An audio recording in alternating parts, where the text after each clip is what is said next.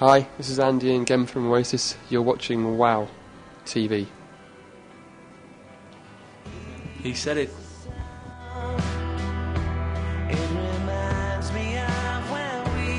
I think this was from a few days ago, and we had to have a little bit of a change of personnel. That's all it was. And it's, you know, sometimes things need to be not necessarily fixed or whatever, but there was a change, and it's all back on track, man. Yeah. But it was nothing to, you know, didn't take the wheels off the wagon. I think the wording he used was, it's a rudderless ship. And all it was that somebody who was guiding the ship had to kind of get a boat home. Okay. That's all. It's all cool. Yeah.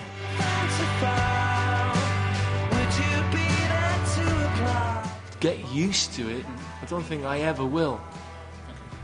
But I'm also used to expecting situations when we're on tour, because for anybody who's in a band or even knows what goes on, or even in a submarine or anything, it's intense to be with the same people, especially if they're your blood. That's the way I would look at it. But I don't think I'd ever get used to it.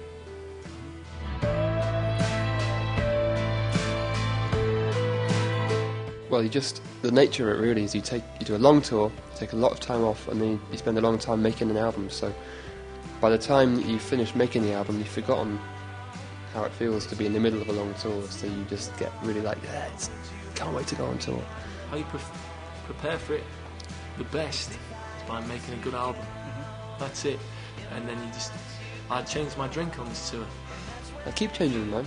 So, you know, that's good. It's just the red wine. You've got to switch things up. The red wine took a bit of a back seat on this tour, and it's all the better for it. Yeah.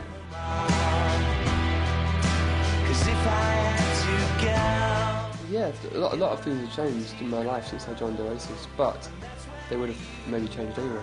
Who knows? I mean, I'm 10 years older. I was married, now I'm divorced. I was a vegetarian, now I eat meat. I was fairly balanced then, now I'm a complete lunatic.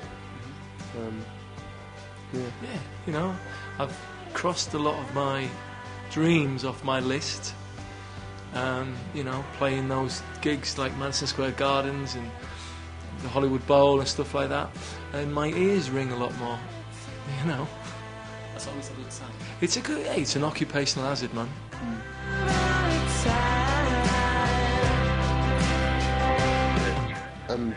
Yeah, I mean, Noel was certainly mentioning it the very first day that I hit London to start playing with them. He was saying, you know, I think he said something like, you know, we're going to do this. We joined as an album was about to get released and we were going to go on tour, so he was like, once the album's toured, then we're going to make an album together and we're all going to write, if you're up for it. And it was quite daunting to start writing. I mean, giving the very the first time you handed a song over and said, you know, been writing something. But that's just something you have to get over. I mean, you have to have enough self-confidence to think, well, you know, I'm in this band for a lot of good reasons. There must be some good stuff about me that means, you know, I'm worth it.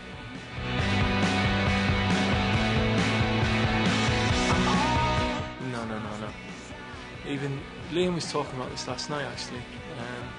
Having a bite to eat. I mean, I don't know, this conversation tangents all around the room, and he mentioned that the first time I went down while they were mixing, he said to me, the first British gig is going to be Wembley Stadium, and I was like, great, you know.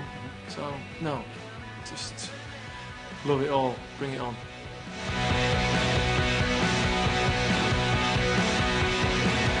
A lot of really good moments. Yeah. I mean, let's talk about, say, for instance, the recent gigs on this tour. They're the ones that spring to mind. I might think of something else in 2 hours, but, you know, come on, we played South Korea, and it's one of the best gigs. It probably is one of the, if not the best gig I've done in my life. South Korea? Yeah, ever. Wow. There you I've go. already forgotten that. I mean, I know it was good, but yeah, but yeah. the last Three or four have been incredible. So it's a good run, man. We just did. I remember Chile was my favourite place on the last South American tour. But we've just done 2 really mega gigs that will be hard to beat. We did stadiums in Lima and Peru was Buenos incredible. Aires. But Yeah, the first time in Peru. I'd say Peru, the Lima gig was possibly my favourite gig we've ever done. It was really incredible. And we did a pretty good gig last night in the hotel bar as well. Yeah, I've heard that. Oh. you heard it? Oh, right, okay. Yeah. All right. Well,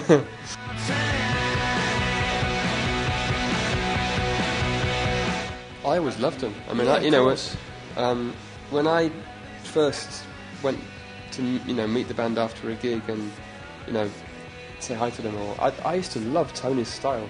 I think his style was quite a lot engineered by Noel. I think Noel told him what to play. I've discovered that since, but I used to love his simplicity. And the very first time I saw him, I just really got off on Bonehead, the bar chord thing, because it was just like rhythm guitar was a dying art. Like it's really the art of rhythm guitar, and a slide away especially. So much of that song is the rhythm guitar. It's just like the way he played was so central to the early Oasis sound. Totally. And I didn't mention Griggs, but Griggs is they're all essential. Same thing, because it's he's a quiet man, and his musical role in the band is like mine. It's pretty a smaller part of the big jigsaw. But the whole thing with Oasis was that it was a massive sound, like Jem says, and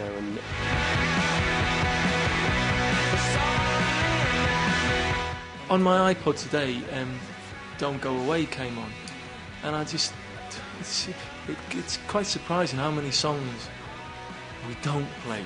Yeah. We used to play Stand By Me, and I missed that. And also My Big Mouth. I'd been campaigning for My Big Mouth to be in the set for years, but then again we rehearse it, and we did do it once on this tour. But it's a bit like Acquiesce.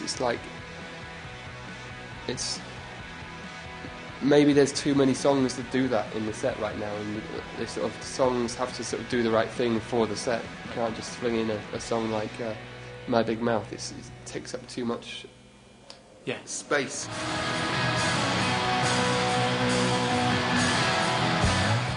Noel's, but they're both a joy to work with.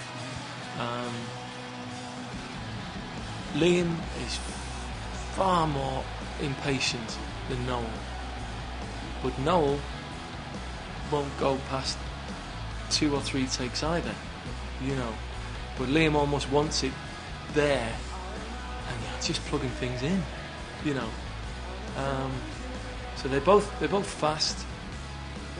Noel has it all in his head, and you've got to kind of try and get there with him. Now I do have that relationship, I believe, with him where I can kind of understand what he's saying, whereas Liam won't have the end result in his head, and he'll enjoy getting there with you by going, should we put a piano on it? Well, I don't know. Yeah, you're right. Songbird was a case in point. That had drums and all sorts on it.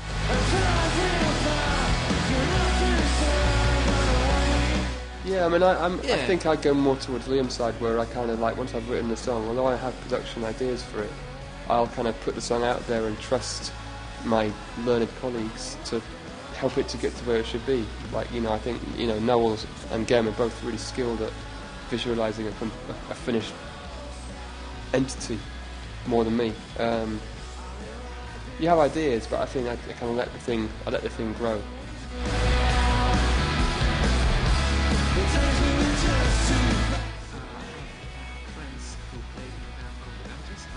The Ganges, that's the fucking band! The Ganges! That's the band! You know them? I've just been trying to think of this name Really? for a long time. Right, hang on. Are these the 60s I lot? can't believe that this happened.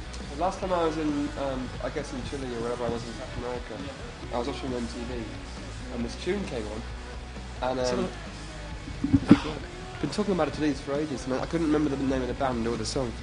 I'm going to have to copy this before I give it to Noel. Anyway, Sorry. Nice one, man. Thanks, Ganjas.